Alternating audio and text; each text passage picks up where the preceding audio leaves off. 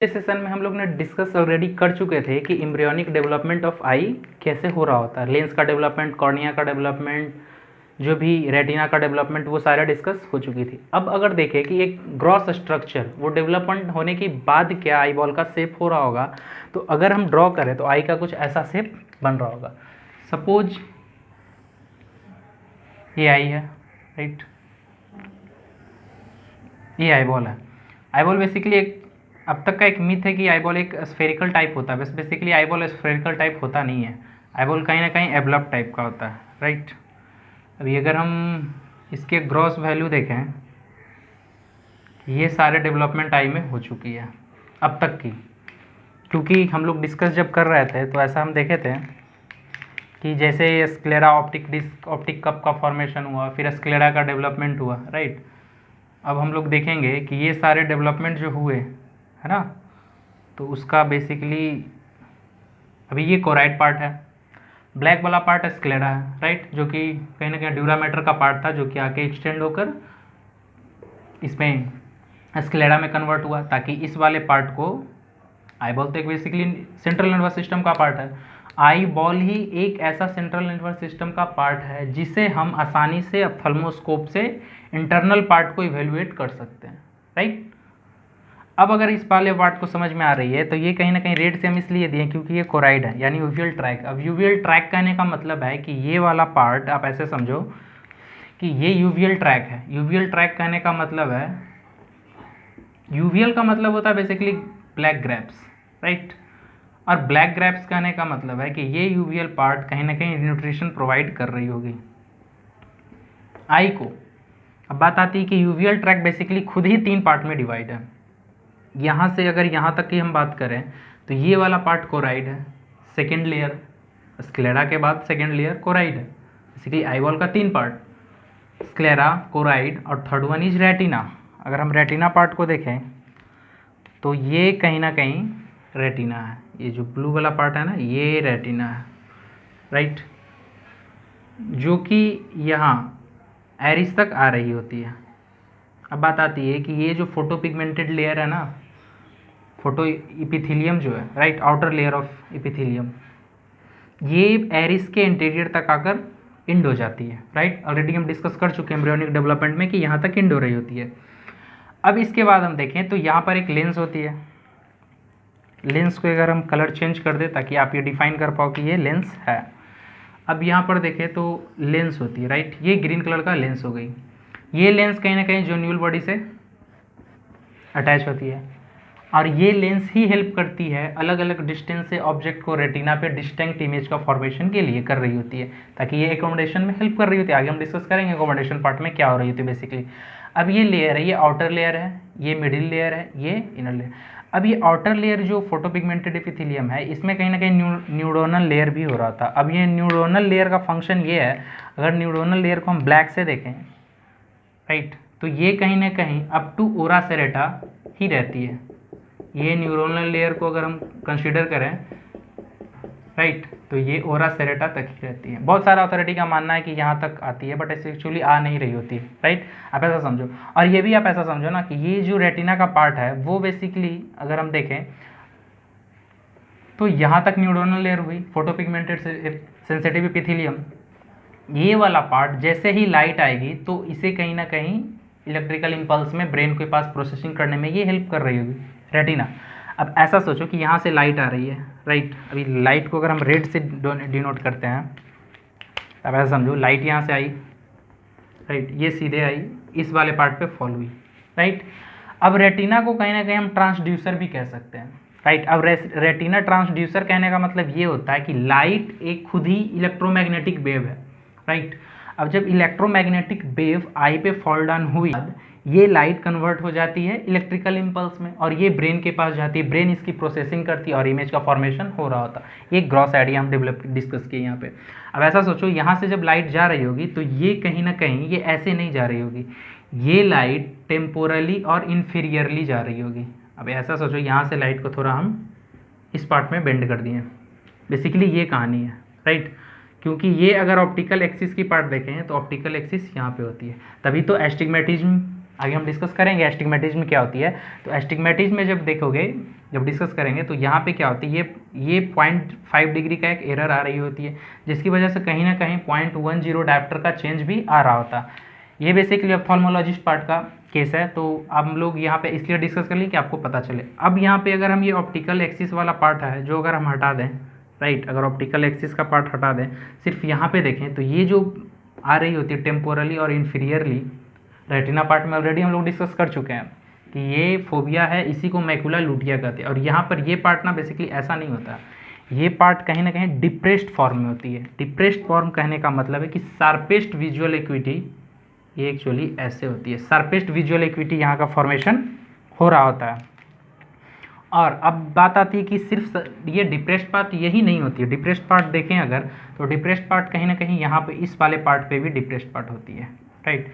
अब इस वाले डिप्रेस्ड पार्ट का क्या फंक्शन है, इस वाले डिप्रेस्ड पार्ट का फंक्शन है कि ये ऑप्टिक नर्व है, राइट, ये ऑप्टिक नर्व है, यहाँ से ऑप्टिक नर्व एक्सपेल्ड आउट होगी और आर्टरी, वेन वगैरह ये सब इसे सप्लाई करने के लिए आ रही होगी। तो अगर यहाँ तक up to this gross I think so okay. अगर ये वाले पार्ट को हम देखें तो ये बेसिकली दो हाफ में डिवाइड है, राइट। ये एंटीरियर सेगमेंट, ये पोस्टीरियर सेगमेंट। अगर एंटीरियर सेगमेंट की हम बात करें, सपोज अगर हम एंटीरियर सेगमेंट की बात करें, एंटीरियर सेगमेंट, राइट, यहाँ से, अब यहाँ से कहने का मतलब है कि ये जो जोन्यूल वाला पार्ट है उससे लेके अप टू ये वाले पार्ट को एंटीरियर सेगमेंट कह रहे होते हैं, और यहाँ से यहाँ तक स्क्लेरा तक पोस्टीरियर सेगमेंट कह रहे होते हैं। अब एंटीरियर सेगमेंट दो पार्ट में डिवाइड होती है, anterior chamber and posterior chamber, right. और ये पोस्टीरियर सेगमेंट तो पहले से है ही, राइट।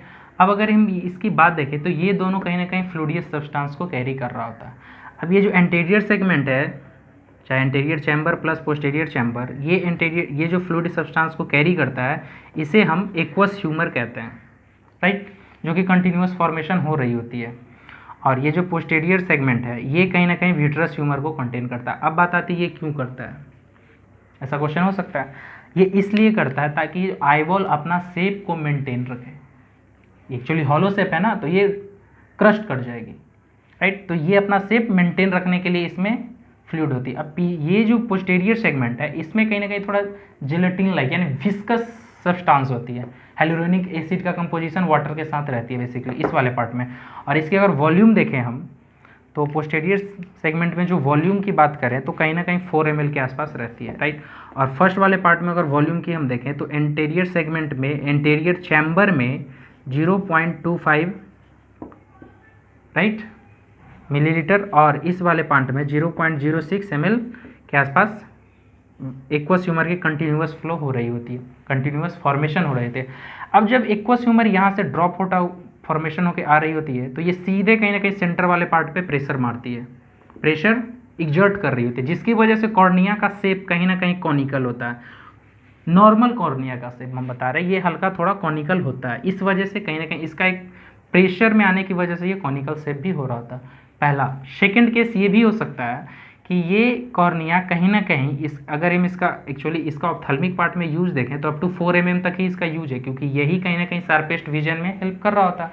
और कॉर्निया का खुद का अगर हम डायमीटर की बात देखें तो कॉर्निया खुद अगर कंटेन करती है, अगर ऐसा सोचो, कॉर्निया खुद कंटेन करती है 43 डायप्टर। कैसे? फ्रंट पार्ट करती है 48 डायप्टर और बैक पार्ट कंटेन करती है -5 डायप्टर। ओवरऑल डायप्टर हो जाती है +43 डायप्टर प्लस, यानी ये कॉन्वेक्स लेंस जैसा बिहेव करती है, ताकि डायरेक्ट डिस्टेंस से आने वाले लाइट या फिर अप टू 24 सेंटीमीटर से आने वाले लाइट कन्वर्ज हो जाए और ये रेटिना पे शार्पेस्ट विजन को अकाउंट कर पाए।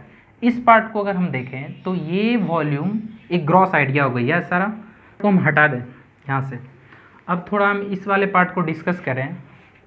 ये जो एरिस लेंस जितना भी था, अगर हम सिर्फ कोराइड वाले पार्ट को डिस्कस करें तो ये कहीं ना कहीं यूवियल ट्रैक जो है, ये जो यूवियल ट्रैक है, अब यूवियल का मतलब ही होता है ब्लैक, इसलिए मैंने इसको रेड से लिखा, कहीं ना कहीं ये ज़्यादा रेडिश ब्राउन टाइप की होती है। तो ये खुद 3 पार्ट में डिवाइड होती है। First part choroid, second ciliary body, यहाँ से यहाँ तक कोराइड, यहाँ से यहाँ ये part ciliary body. Ciliary body खुद डिवाइड होती है 2 पार्ट में, पारस प्लेना, पोस्टीरियर पार्ट को पार्स प्लेना बोलते हैं और एंटीरियर पार्ट को पार्स पेलिकाटा बोलते हैं।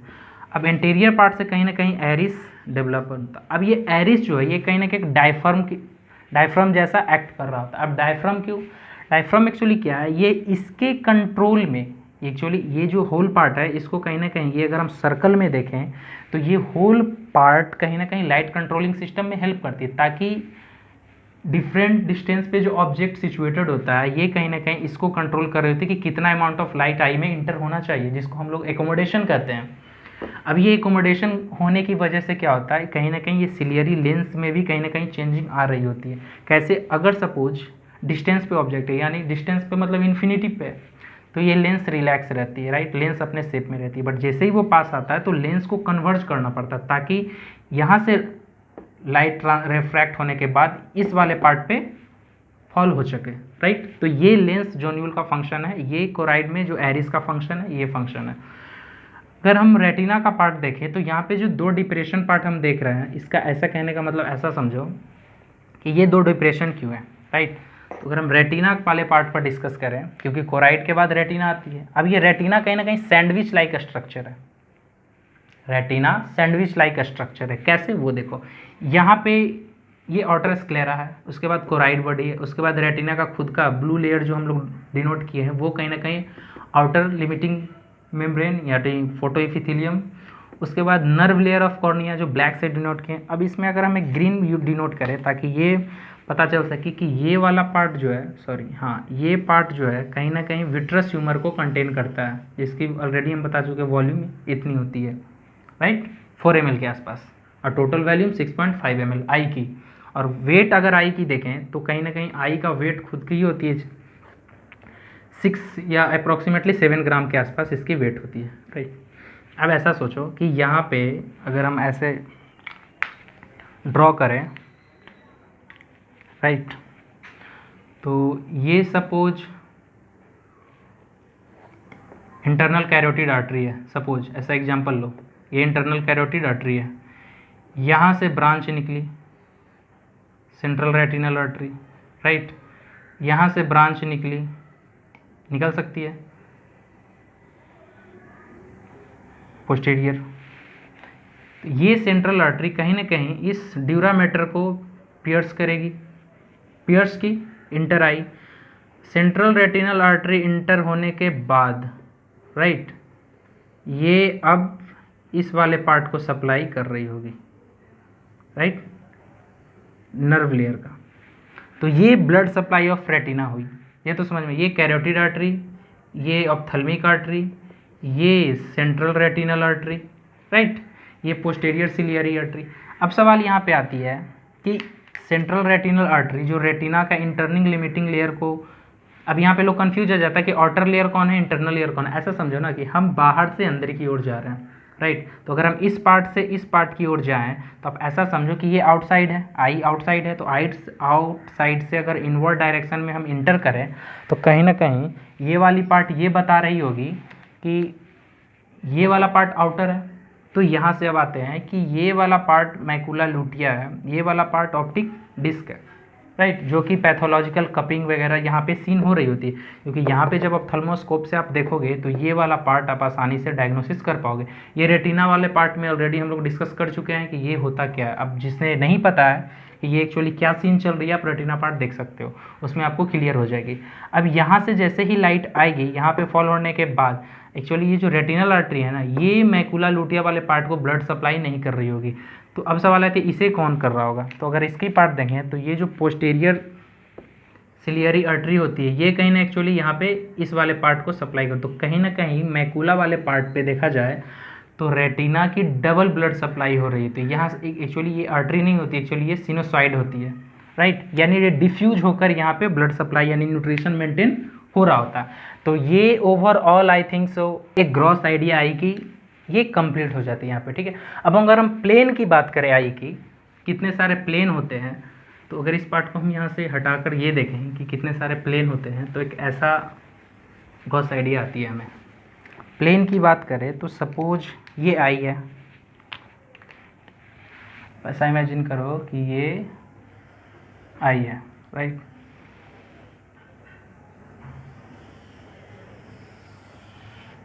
ये आई पार्ट है।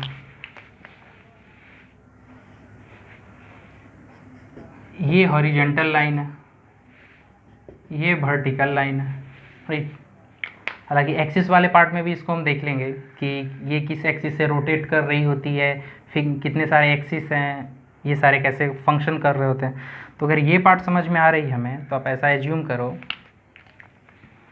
ये वाले पार्ट को आप ऐसे समझो, राइट, और ये वाले पार्ट को आप ऐसे समझो। ये क्लियर है?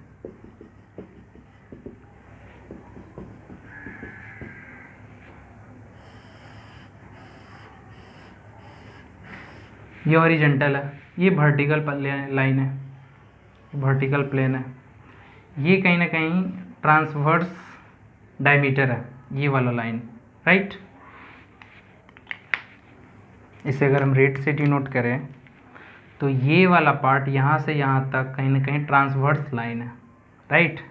और ये कहीं ना कहीं मेरिडियन पार्ट है, ये मेरिडियन पार्ट है, और ये वर्टिकल प्लेन है, ये इंटीरियर पोल है, ये वाला पार्ट पोस्टीरियर पोल है। तो ये जो मेरिडियन है, ये आगे हम देखेंगे एस्टिग्मेटिज्म पार्ट में कि ये कैसे कैसे अलग अलग मेरिडियन से लाइट आने के बाद फॉर्मेशन में कहीं ना कहीं अल्टरेशन आ रही होती है। तो ये एक gross view anatomical part of I. And next session में हम लोग डिस्कस करेंगे कि जितने फिक्स एक्सिस और भी रोटेशन वगैरह होती क्या है।